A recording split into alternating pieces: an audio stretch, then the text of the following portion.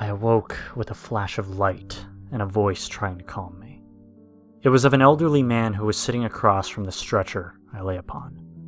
He said that I was found with a gunshot wound to my head inside of a shallow grave. He explained that he saved my life and that he wanted to make sure I was alright physically as well mentally. We started with word association. The first word was dog, and I said feet. The next was house, I said shelter. He said night, I said sleep. But when he said the next word, I felt a strange feeling, like I had no control of what I said next. The word was bandit, and I responded with stab. I was in a daze until he said the next word, which was light. I answered freely this time, saying inspiration. The feeling came over me again. When he said mother, I once again lost my ability to freely speak as I uncontrollably said, human shield. The doctor looked at me perplexed on why my personality changed randomly, but carried on with ink blot tests. All was normal until he showed me an ink blot that looked to me like a shadow in a doorframe, but the feeling returned and I answered with the phrase, an oozing wound. After the tests, the doctor was unsure if he should allow me to leave. Again, the unknown feeling arose as I grabbed the doctor and threatened his life. With fear in his eyes, he gave me back my belongings he found in my grave and let me leave.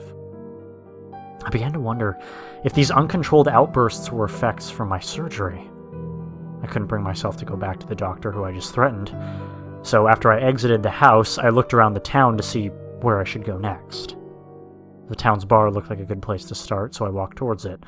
When I reached the door to the bar, an angry man stormed out, and when I asked him what was wrong, he simply told me to fuck off.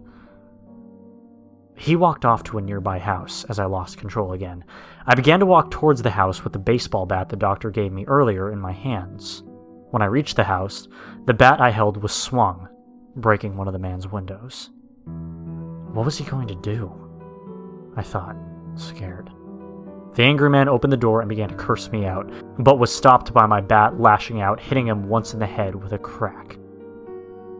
He hit the floor, twitching as blood exited his head wound. What did I do? Why can't I control this? I began to swing the bat again and again at his head until he stopped moving. I was then granted back control of my body. I panicked and hid the body inside of his own house. When I left, I was shaking, scared of my own actions, and of what would happen if someone discovered my crime. I walked to the bar to forget about that man I just killed in cold blood. As I entered, I was greeted by the bartender who said I must have been the man Dr. Mitchell saved. The smile she had disappeared when she asked why the doctor was afraid after I exited his house. I lied, saying I had no idea, and asked her for a beer. She turned around and began to grab a beer when that horrible feeling returned. Again, my hand was about to grab my bat when a voice of a nearby man asked me what I was doing. I said I was merely looking for my money as I pulled out the caps to buy the beer and paid the bartender. I still was not in control. It was like watching a movie where I knew something was going to go horribly wrong. I left soon and went to Chet's store again. When he greeted me, I was forced to laugh in an awful way by the evil presence inside me. Chet seemed nervous now and questioned if I was okay. I then reached for the bat again. After he hit the ground, I kept swinging at his head. The feeling was gaining more control, and I could not stop it.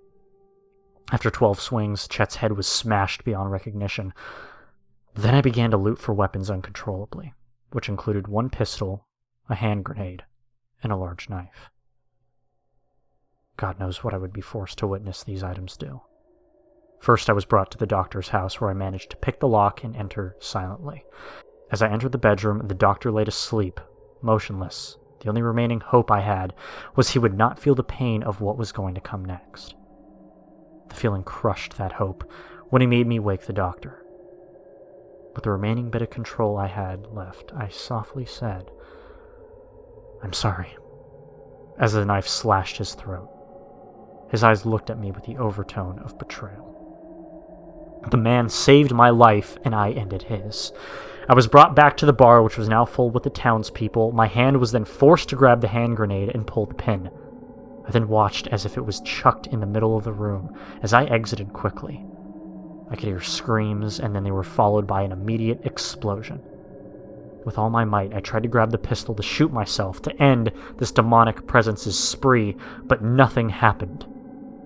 The feeling was in total control. The player paused the game and saved before he would shoot more of the video game characters for his evil playthrough of Fallout New Vegas. He had never had the character that he played as speak before, let alone protest his actions. He just figured it was a new feature, and continued to play without giving it another thought.